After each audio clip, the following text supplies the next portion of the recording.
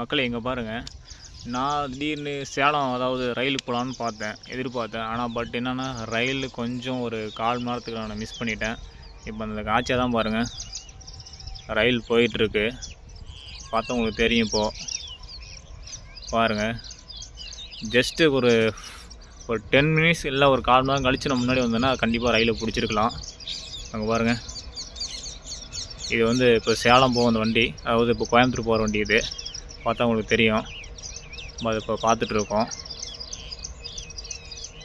இங்கே பாருங்கள், கொஞ்சம் ஒரு 10 நிமிஷம் முன்னாடி தான் நம்ம ரயில் ஏறி இருக்கலாம், மிஸ் ஆயிடுச்சு.